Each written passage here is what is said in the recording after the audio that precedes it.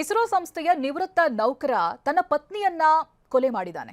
ಉಸಿರುಗಟ್ಟಿಸಿ ಪತ್ನಿಯನ್ನ ಕೊಂದಿರೋ ವ್ಯಕ್ತಿ ನಾಗಲೇಶ್ವರ್ ಅಂತ. ಇಸ್ರೋ ಸಂಸ್ಥೆಯಲ್ಲಿ ಈ ಹಿಂದೆ ಕೆಲಸ ಮಾಡ್ತಾ ಇದ್ರು. ಇದೀಗ ನಿವೃತ್ತ ನೌಕರ ಅವರು.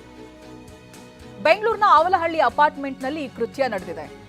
ವರ್ಚೋಸೋ ಅಪಾರ್ಟ್ಮೆಂಟ್ ಅಂತ. ಇಲ್ಲಿ ದಂಪತಿಗಳು ವಾಸವಾಗಿದ್ರು. ಬಟ್ ಪತ್ನಿ ಸಂಧ್ಯಾರನ್ನ ಉಸಿರುಗಟ್ಟಿಸಿ ಪತಿ ಹತ್ಯೆ ಮಾಡ್ತಾರೆ. ಬಟ್ ಈ ರೀತಿಯಾಗಿ ಸಾಯಿಸೋದಕ್ಕೆ ಕಾರಣ ಏನು ಅಂತ ನೋಡಿದ್ರೆ, ನಾನ್ ಸತ್ರೆ ನನ್ನ ಪತ್ನಿಯನ್ನ ನೋಡ್ಕೊಳ್ಳೋದಕ್ಕೆ ಯಾರಿಲ್ಲ ಅಂತ ಈ ಕೃತ್ಯ ಎಸಗಿರೋದಾಗಿ ಹೇಳ್ತಾ ಇದ್ದಾರೆ. ಪತ್ನಿನ ನೋಡ್ಕೊಳ್ಳೋರಿಲ್ಲ ಅಂತ ಈ ರೀತಿ ಉಸಿರುಗಟ್ಟಿಸಿ ಸಾಯಿಸೋದು. ಇಸ್ರೋ ಸಂಸ್ಥೆಯ ನಿವೃತ್ತ ನೌಕರ ತನ್ನ ಪತ್ನಿಯನ್ನ ಉಸಿರುಗಟ್ಟಿಸಿ ಸಾಯಿಸಿದ್ದಾರೆ. ಯಾಕೆ ಈ ರೀತಿಯಾಗಿ ಕೃತ್ಯ ಎಸಗಿದ್ರು ಅಂತ ಕೇಳಿದ್ರೆ, ನನ್ನ ಸಾವಿನ ನಂತರ ನನ್ನ ಪತ್ನಿನ ನೋಡ್ಕೊಳ್ಳೋರು ಯಾರಿಲ್ಲ ಅಂಥೇಳಿ ಈ ಕೃತ್ಯ ಎಸಗಿದ್ದಾಗಿ ಹೇಳ್ತಾರೆ. ನೋಡಿ, ಗಮನಿಸ್ತಾ ಇದ್ದೀರಲ್ಲ, ಅಪಾರ್ಟ್ಮೆಂಟ್ ಇದೆ. ಅಪಾರ್ಟ್ಮೆಂಟ್ನಲ್ಲಿ ಇಬ್ರು ಕೂಡ ದಂಪತಿ ವಾಸವಾಗಿದ್ರು. ಹತ್ಯೆಯಾಗಿರುವಂಥ ಪತ್ನಿ ಸಂಧ್ಯಾ ಫೋಟೋಸ್ ಗಮನಿಸ್ತಾ ಇದ್ದೀರಿ. ಇಷ್ಟು ವರ್ಷಗಳ ಕಾಲ ಜೊತೆಯಾಗಿದ್ದವರು ತನ್ನ ಪತಿಯಿಂದಲೇ ಸಾವಾದ್ರು. ಇನ್ನೊಂದಷ್ಟು ವಿಚಾರಗಳನ್ನ ಗಮನಿಸಿದ್ರೆ, ಮಾನಸಿಕ ಅಸ್ವಸ್ಥರಂತೆ ಕಾಣಿಸ್ತಾ ಇದ್ರು, ಜೊತೆಗೆ ವರ್ತಿಸ್ತಾ ಇದ್ರು ನಾಗಲೇಶ್ವರ್ ರಾವ್ ಅನ್ನೋದು ಗೊತ್ತಾಗ್ತಾ ಇದೆ. ನಾನ್ ಸತ್ರೆ ನನ್ನ ಪತ್ನಿನ ಯಾರು ನೋಡ್ಕೋತಾರೆ, ಯಾರು ಸಂಬಂಧಿಕರಿಲ್ಲ, ಆಕೆಯ ಮುಂದಿನ ಜೀವನ ಹೇಗೆ, ಹಾಗಾಗಿ ಪತ್ನಿಯನ್ನ ಕೊಲೆ ಮಾಡಿದೆ ಅಂತ ಪತಿ ನಾಗಲೇಶ್ವರ್ ಹೇಳ್ತಾ ಇದ್ದಾರೆ.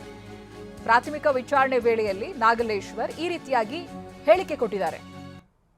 ಇನ್ನು ಇವರಿಬ್ರು ದಂಪತಿಗೆ ಓರ್ವ ಮಗಳು ಕೂಡ ಇದ್ದಾರೆ. ಅವರು ಅಮೆರಿಕಾದಲ್ಲಿ ಇದ್ದಾರೆ ಅನ್ನುವಂಥ ಮಾಹಿತಿಗಳು ಗೊತ್ತಾಗ್ತಾ ಇದೆ. ಇನ್ನೀಗ ಆರೋಪಿಯನ್ನ ಬಂಧಿಸಿ ಕಾಕಿ ವಿಚಾರಣೆಯನ್ನ ಕೂಡ ನಡೆಸ್ತಾ ಇದ್ದಾರೆ. ಆವಲಹಳ್ಳಿ ಪೊಲೀಸ್ ಠಾಣೆಯಲ್ಲಿ ಪ್ರಕರಣ ದಾಖಲಾಗಿದೆ.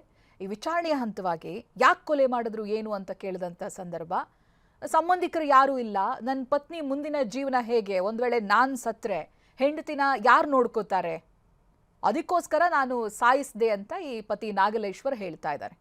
ಮಾನಸಿಕ ಅಸ್ವಸ್ಥ ರೀತಿಯಾಗಿ ವರ್ತಿಸ್ತಾ ಇದ್ರು ಈತ ಅನ್ನುವಂಥ ಮಾಹಿತಿಗಳು ಕೂಡ ಗೊತ್ತಾಗ್ತಾ ಇದೆ. ಪ್ರತಿನಿಧಿ ಪ್ರಜ್ವಲ್ ಇದಕ್ಕೆ ಸಂಬಂಧಪಟ್ಟ ಹಾಗೆ ಮಾಹಿತಿಯನ್ನ ಕೊಡ್ತಾರೆ.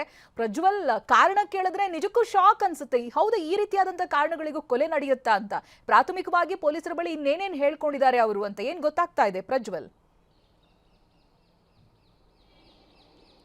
ಚೈತ್ರ, ಇವತ್ತು ಬೆಳಗ್ಗೆ 11 ಗಂಟೆ ಸುಮಾರಿಗೆ ಅವಲಹಳ್ಳಿಯಲ್ಲಿ ನಡೆದಿರುವಂಥ ಘಟನೆ. ಈ ಅಪಾರ್ಟ್ಮೆಂಟ್ನ ಫ್ಲಾಟ್ನಲ್ಲಿ ಅವರು ಏನು ವಾಸ ಮಾಡ್ತಿರ್ತಾರೆ, ಅಲ್ಲಿ ಈ ನಾಗಲೇಶ್ವರ ರಾವ್ ಇಸ್ರೋ ನಿವೃತ್ತ ನೌಕರ ಏನಿದ್ದಾರೆ, ಇವರು ಈ ನಂತರದಲ್ಲಿ ಈಗಿನ ದಿನಗಳಲ್ಲಿ ಅಂದರೆ ಯಾರು ನಮ್ಮ ಜೊತೆಗಿಲ್ಲ, ನಾವು ಗಂಡ ಹೆಂಡತಿ ಇಬ್ಬರೇ ಬದುಕ್ತಿದ್ದೀವಿ, ನನಗೆ ಬದುಕಕ್ಕೆ ಆಗ್ತಿಲ್ಲ, ನಾನು ಸತ್ತೋಗ್ಬೇಕು, ನಾನು ಸತ್ತೋದ್ರೆ ನನ್ನ ಹೆಂಡತಿಯನ್ನು ಯಾರು ನೋಡ್ಕೊಳ್ತಾರೆ, ಅದಕ್ಕೆ ಇವಳನ್ನು ಸಾಯಿಸ್ಬಿಟ್ಟು ನಾನು ಸತ್ತೋಗೋಣ ಅನ್ನೋ ಒಂದು ತೀರ್ಮಾನವನ್ನು ಮಾಡ್ಕೊಂಡಿರ್ತಾರೆ ಅನ್ನೋದು ಸದ್ಯಕ್ಕೆ ಗೊತ್ತಾಗಿದೆ. ಇದರ ಭಾಗವಾಗಿ ಆತ ಬೆಳಗ್ಗೆ 11 ಗಂಟೆ ಸುಮಾರಿಗೆ ಹೆಂಡತಿಯ ಕುತ್ತಿಗೆಗೆ ಟವಲ್ನಿಂದ ಬಿಗಿದು ಅವ್ರನ್ನ ಕೊಲೆಯನ್ನು ಮಾಡ್ತಾರೆ. ಅದಾದಮೇಲೆ ಈತನು ಸಾವನ್ನಪ್ಪಬೇಕು ಅಂತ ಹೇಳಿ ಪ್ರಯತ್ನ ಪಡ್ತಿರುವಾಗ ಅಕ್ಕಪಕ್ಕದ ನಿವಾಸಿಗಳು ನೀಡಿದಂಥ ಮಾಹಿತಿ ಆಧಾರದ ಮೇಲೆ ಪೊಲೀಸರು ಸ್ಥಳಕ್ಕೆ ಹೋಗಿ ಒಂದು ಇಂಟರ್ವ್ಯೂನ ಮಾಡಿದ್ದಾರೆ. ಅದರಲ್ಲಿ ಸಂಧ್ಯಾ ಎಂಬ ಅವರ ಪತ್ನಿಯ ಮೃತದೇಹವನ್ನು, 65 ವರ್ಷದ ಪತ್ನಿಯ ಮೃತದೇಹವನ್ನು ಪತ್ತೆಯನ್ನು ಮಾಡ್ಕೊಂಡಿದ್ದಾರೆ. ತಕ್ಷಣವಾಗಿ ಈತನನ್ನು ಸಹಿತ ನಾಗಲೇಶ್ವರ ರಾವನ್ನು ವಶಕ್ಕೆ ಪಡ್ಕೊಂಡಿದ್ದಾರೆ. ಈ ವಿಚಾರಣೆ ಮಾಡಿದಂಥ ಸಂದರ್ಭದಲ್ಲಿ ಈ ರೀತಿಯಾದಂಥ ಉತ್ತರಗಳನ್ನ ಕೊಡ್ತಾರೆ. ಅಂದರೆ ನನಗೆ ಇನ್ಮೇಲೆ ಬದುಕಕ್ಕಾಗಲ್ಲ, ನಾನು ಸತ್ತೋದ್ರೆ ನನ್ನ ಪತ್ನಿಯನ್ನು ನೋಡ್ಕೊಳ್ಳೋದು ಯಾರೂ ಇಲ್ಲ, ನಮಗೆ ಸಂಬಂಧಿಕರು ಇಲ್ಲ, ಇರೋ ಮಗಳು ಸಹಿತ US ಅಲ್ಲಿ ಇದ್ದಾಳೆ, ಇಲ್ಲಿ ಯಾರು ನಮಗೆ ದಿಕ್ಕೇ ಇಲ್ಲ ಅಂತ ಅಂದಾಗ ನಮ್ಮನ್ನು ಯಾರು ನೋಡ್ಕೊಳ್ತಾರೆ, ಮುಂದಿನ ನನ್ನ ಹೆಂಡತಿಯ ಜೀವನ ಹೇಗೆ ಅನ್ನೋ ರೀತಿಯಲ್ಲಿ ಮಾತಾಡಿದ್ದಾರೆ. ಹೀಗಾಗಿ ಈ ಒಂದು ರೀತಿಯಲ್ಲಿ ಮಾನಸಿಕ ಅಸ್ವಸ್ಥ ರೀತಿಯಲ್ಲಿ ಕಂಡು ಬಂದರೂ ಸಹಿತ ಪೊಲೀಸರು ಆತನನ್ನು ವಶಕ್ಕೆ ಪಡೆದು ವೈದ್ಯಕೀಯ ತಪಾಸಣೆ ಮಾಡಿಸುವಂಥ ಕೆಲಸವನ್ನು ಮಾಡ್ತಿದ್ದಾರೆ.